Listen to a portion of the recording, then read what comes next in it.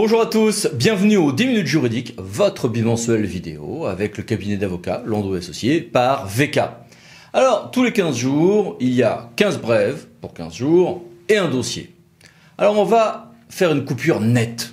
On va faire 15 brèves où on ne parlera presque pas de Covid-19 et un grand dossier où là, on abordera ce que peuvent faire et ce que font sur le terrain les collectivités. 15 brèves tout d'abord. Pour 15 jours. 1. Il y a ce qu'on appelle le droit à l'oubli, le déréférencement sur les réseaux sociaux, qui donne lieu à une jurisprudence subtile de la Cour européenne des droits de l'homme et de la CJUE, puis maintenant du Conseil d'État. Le Conseil d'État vient de clore un cycle de lente harmonisation de sa jurisprudence sur celle du droit de l'Union européenne par une décision du 27 mars. Deuxième chose, Internet toujours. Le ministère de la Justice a lancé discrètement, après 2 ans d'accouchement difficile, sa base de données dite DataJust par un décret du 27 mars.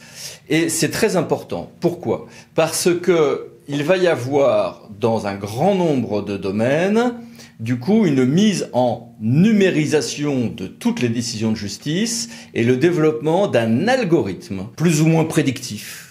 Le but étant pour tout à chacun d'avoir une idée de ce que seraient les résultats, de ce que serait un contentieux, un peu virtuel donc, via cette base de données. On ne va pas du tout jusqu'à ce qui se développe dans le monde anglo-saxon où on va pouvoir prédire ce que va dire chaque juge individuellement en moyenne face à tel ou tel type de préjudice. Mais on va quand même très loin dans l'algorithme, certes, public et non pas privé, et cela suscite un certain émoi dans le monde des juristes qui se demandent s'ils ne vont pas tous être remplacés demain par des machines. On n'en est pas là, mais un pas important a été fait de la part de l'État, notamment pour éviter que ce soit les bases de données privées qui s'y substituent en lien avec les assureurs. 3. Mise en ligne toujours, mais cette fois-ci plus dans le monde local. Est-ce que mettre en ligne sur le site tranquille de la préfecture, donc du recueil des actes administratifs, en ligne, suffit à faire partir les délais de recours? Pour l'instant, c'était non, maintenant c'est oui. Conseil d'État 27 mars 2020, ça fait suite en réalité à toute une série d'autres jurisprudences dans le même sens, dans d'autres domaines. Sauf que ça souligne encore plus la fracture numérique pour ceux qui n'ont pas Internet et que on regarde peut-être pas tous les matins le site de la préfecture de son lieu d'habitat. Bon, ok. 4. Marché public. La jurisprudence est constante, elle est ferme, pour dire que je n'indemnise un attributaire en marché public au titre de ses prestations supplémentaires que si elles sont indispensables en l'état de l'art. Ouf, le Conseil d'État 27 mars vient de préciser que si j'ai dit expressément que je n'en voulais pas, quand bien même ce que a fait le prestataire était très utile, je n'ai pas à l'indemniser. 5. Contrat public toujours, il y a des débats depuis 30 ans sur le point de savoir si je peux donner ou pas, sans mise en concurrence, un marché ou une concession à ma société d'économie mixte. Depuis janvier 2005, a priori, la réponse était non. Il continue à y avoir des petits débats et depuis 1 an, le bruit courait que l'État avait changé sa doctrine. La réponse est non. Je continue, en droit français en tout cas, à ne pas pouvoir donner sans mise en concurrence une prestation ou une délégation de service public à ma SEM. 6. Document administratif. Décision extrêmement importante du Conseil constitutionnel qui a constitutionnalisé le droit aux documents administratifs, à leur accès. Avec une inclusion de tout ce qui est algorithme, mais avec des fortes limites en réalité sur l'accès aux algorithmes qui est un accès a posteriori dans le cas par exemple de Parcoursup. Décision du 3 avril 2020. 7. En urbanisme commercial, il n'y a plus de possibilité de faire un recours contre un avis de la Commission nationale d'aménagement commercial. On va donc, par un recours sur un permis de construire ou un refus de permis de construire, avoir des actions à ce stade-là et non plus contre l'avis de la CNAC. Littoral, le Conseil d'État assouplit la possibilité d'agrandir une construction isolée en zone littorale. Urbanisme toujours, le juge nous dit que l'attestation sur l'honneur du pétitionnaire suffit pour une demande de permis dans une copropriété. En matière d'éoliennes, mais en réalité ça s'applique à tout ce qui est autorisation environnementale, le Conseil d'État a précisé quels étaient les pouvoirs du juge pour fixer la date ultime où un requérant peut soulever des moyens nouveaux. Arrêt important donc quand on est en secteur environnementaux, 3 avril 2020. La DGF a été mise en ligne il y a quelques jours sur le site que voici. Attention, voici quelques développements sur le fait que les délais de recours contentieux en ce domaine courent dans des conditions plus draconiennes qu'autrefois en jurisprudence. En matière de POS, un petit délai de grâce a été donné, une certaine nouvelle jeunesse a été donnée au POS au moins jusqu'au 25 novembre 2020. Par une décision extrêmement importante, la Cour de justice de l'Union européenne, donc pas la CEDH, la CJUE, s'est reconnu le droit d'enjoindre en référé à un État, la Pologne en l'espèce, de rétablir des éléments majeurs de son système démocratique, en l'occurrence des conditions essentielles d'impartialité et d'indépendance des juridictions. C'est nouveau, ça achève une évolution lente de la CJUE et c'est évidemment très important, 8 avril 2020. 14.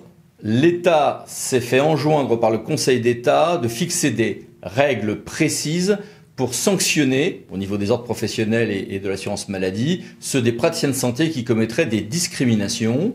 Arrêt du 9 avril 2020. Et puis, un lien avec le Covid. Pendant le temps du Covid, les boues stations d'épuration se voient appliquer des règles extrêmement strictes parce qu'on a retrouvé dans des selles de patients de l'ARN dégradé de Covid-19. Mais enfin, on est très loin d'un début de risque. Mais très bien, les acteurs de la filière l'acceptent.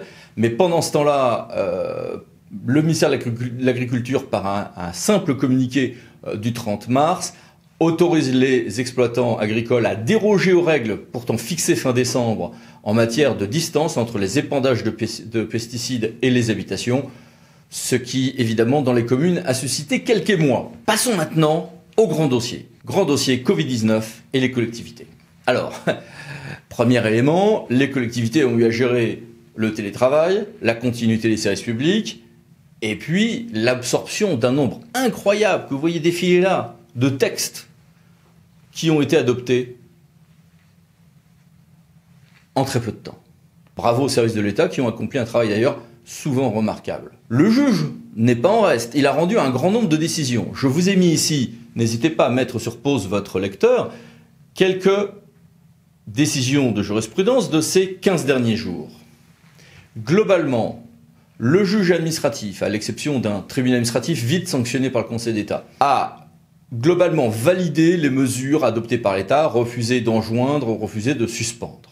Pour tout ce qui est état d'urgence sanitaire, choix en termes de médicaments, d'équipements. Deuxième chose, il a schématiquement, le juge administratif, entériné les mesures prises par les préfets en matière de police, sauf dans certains cas de sanctions pour lesquels il y avait des problèmes de preuve.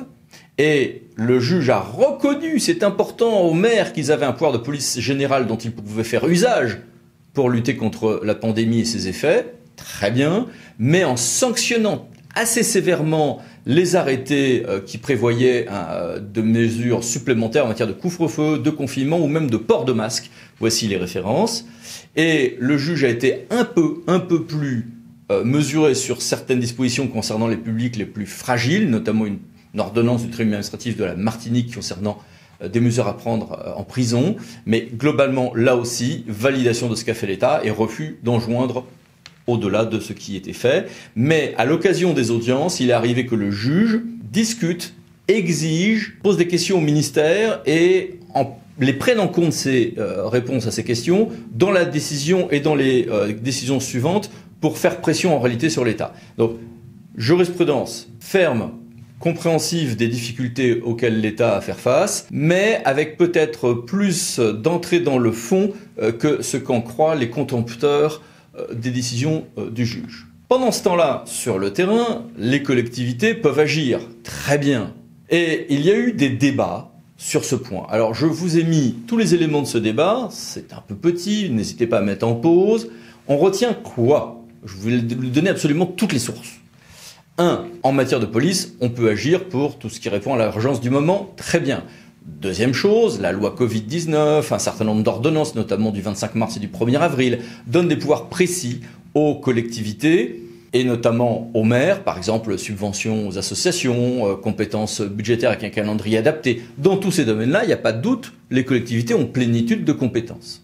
Et puis, dès qu'il s'agit de répondre aux urgences de la crise, j'ai, depuis les arrêts d'Amdol et Laurent et Herriès, qui remontent à il y a un tout petit peu plus de 100 ans, la possibilité d'agir au niveau des collectivités locales, comme au niveau de l'État, face à des circonstances exceptionnelles. Ça tombe bien, on est en plein dedans. Après, la question se pose de savoir si par contre les communes et leurs groupements, qui sont juridiquement dans une espèce de no man's land entre le premier tour et un deuxième tour différé, Est-ce qu'elles ont des compétences limitées aux affaires urgentes et courantes ou pas? La DGCL dit non, non, non, non, non, c'est bon, vous êtes plus en affaires urgentes et courantes. Face à cet optimisme rafraîchissant, moi je dis attention, danger. Parce que dans la loi Covid, il aurait fallu insérer des textes disant clairement qu'il y avait une restitution de la plénitude des compétences. Or, on n'a pas fait ça. On a dit je vous redonne des délégations à l'exécutif. On n'a pas dit que les compétences de l'organe délibérant étaient restaurées. On a juste travaillé sur la délégation entre cet organe délibérant et l'exécutif. C'est ballot, mais c'est comme ça. Alors vous allez me dire, oui, mais le juge va être compréhensif. C'est vrai et c'est faux. Dans le passé, notamment toute une série de décisions importantes de 2011 et 2013 qui sont ici citées, le juge a estimé que des actes même assez anodins dépassaient la notion d'affaires urgentes et courantes pour des syndicats qui, eux, n'ont pas une période intermédiaire entre le premier tour et le deuxième tour d'une semaine, mais qui dépassaient les 3 mois. Et le juge a quand même dit, bah non, vous êtes limité aux affaires urgentes et courantes et le moindre achat public un tout petit peu conséquent devient annulé. Alors, ne comptons pas trop de ce point de vue-là pour que le juge nous dise que nous ne sommes pas en période d'affaires urgentes et courantes. En tout cas, c'est optimiste, c'est imprudent de penser que nous n'y sommes plus. Est-ce que le juge ne viendrait pas demain censurer une décision qui serait prise là, en avril 2020, et qui aurait un impact en 2021 ou 2022 ? Bah oui, probablement. Mais ceci dit, c'est un peu un faux débat tout ceci. Et pourtant, Dieu sait si on en parle en ce moment. Pourquoi ? Parce que le juge a toujours adapté les compétences données à ses pouvoirs entre guillemets intérimaires en fonction de la durée du dit intérim. Donc, si on reprend les jurisprudences de 2011-2013, prudence, y compris l'arrêt Sidène de 2011 où on avait un intérim de plus de 3 mois, ce qui ressemble du coup à la situation qu'elle est nôtre quand même. Mais en même temps, le juge sera compréhensif si les décisions ne concernent que les mesures à prendre en raison de la période actuelle ou qui ont un impact portant sur ces mois-ci, globalement. Voilà. À côté de ça, sur le terrain, énormément de choses se font. Notre cabinet a recensé des centaines d'actions de terrain et voici les principaux sites internet qui ont recensé ces actions dans différents domaines avec presque toujours des pages dédiées au recensement d'actions sur le terrain qui sont réellement passionnantes, concrètes, enthousiasmantes. Et puis, beaucoup de collectivités se retrouvent à préparer la sortie de confinement et l'après, notamment le redressement économique, en travaillant un peu en temps masqué, là, maintenant, sur ce que l'on peut déjà faire, y compris des tas de choses, le choix de prendre ou pas la compétence mobilité pour les communautés de communes, les choix à faire en matière d'eau et d'assainissement, l'évolution du droit des transports avec la LOM, mais surtout les aides au développement économique, la suivi social, la sortie du déconfinement pour les personnes en précarité sociale, ou médicale et notamment psychiatrique, etc. Et ça veut dire qu'il y a beaucoup de collectivités qui font un travail en temps masqué qui est passionnant et qui derrière se retrouvent à préparer avec leurs équipes un plan d'action sur ce qui sera la sortie du confinement. Sur tout ceci, nous avons voulu poser 4 questions à M. Jean-Baptiste Daubigny, directeur général délégué de la ville de Troyes et de Troyes-Champagne Métropole. Écoutez, monsieur le directeur général délégué, bonjour. Bonjour maître.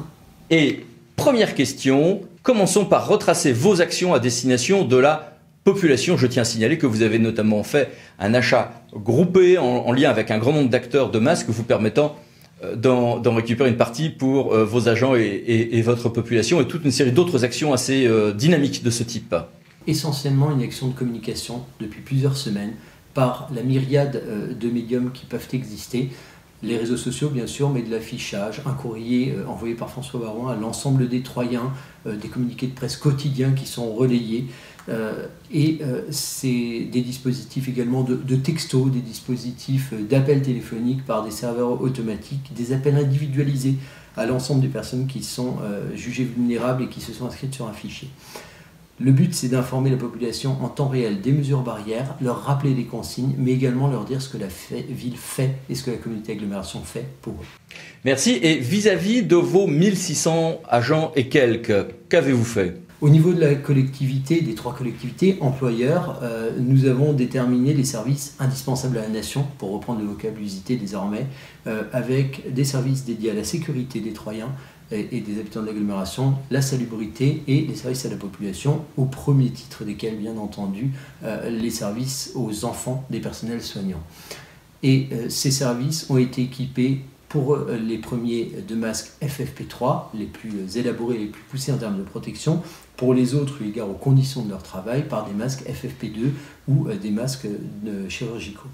Ça permet de protéger les agents, ça permet de garantir la continuité du service public. Et pour les autres collaborateurs, nous sommes aujourd'hui près de 420 collaborateurs qui sont en télétravail. C'est le back-office, c'est la partie immergée de l'iceberg, mais elle est essentielle pour la continuité du service public.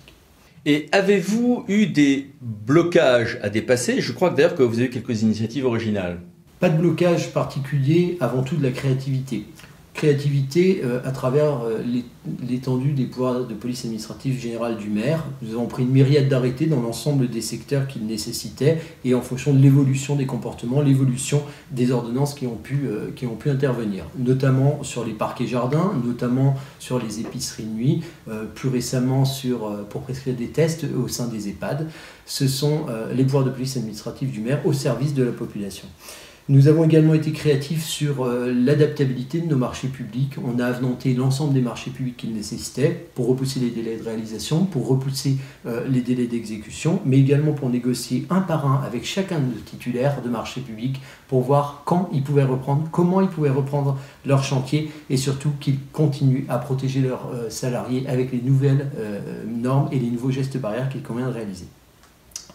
Au niveau des écoles, il y a une continuité pour les enfants des personnels soignants, également sur les crèches, également sur les accueils de loisirs. Ça, c'est une réalité. Ça veut dire derrière des collaborateurs, ça veut dire de l'équipement, ça veut dire des écoles qui ont été concentrées et sur lesquelles les services techniques sont intervenus. Au niveau des marchés, au sens alimentaire du terme, le maire de Troyes, dès le premier jour, après le décret du 23 mars, a sollicité monsieur le préfet de l'Aube aux fins d'obtenir le maintien de l'ouverture des halles de Troyes et des marchés extérieurs du centre-ville et des Chartreux. Merci. Et maintenant, comment préparez-vous l'avenir? C'est d'abord abonder le fonds résistance créé par la région Grand Est. La communauté d'agglomération va l'abonder à hauteur de 350 000 € en soutien avec les entreprises pour que le tissu économique puisse respirer après cette période sordide pour notre économie et pour nos citoyens. Ça va être également un plan pluriannuel d'investissement complètement revisité pour la communauté d'agglomération et la ville de Troyes pour 2 exercices minimum, c'est ce que François Baron a annoncé, et qui va permettre de travailler avec les entreprises pour recréer un tissu, une activité, de l'emploi, du dynamisme, et c'est le rôle des collectivités à travers la commande publique. Eh bien, merci beaucoup, monsieur le directeur général délégué. Merci à vous, très bonne fin de journée. Au revoir, maître. Et à suivre donc. Merci, à bientôt pour une nouvelle vidéo, les 10 minutes juridiques par Lando Associés pour VKA. Et n'hésitez pas à vous abonner juste après. À dans 15 jours. Merci, au revoir.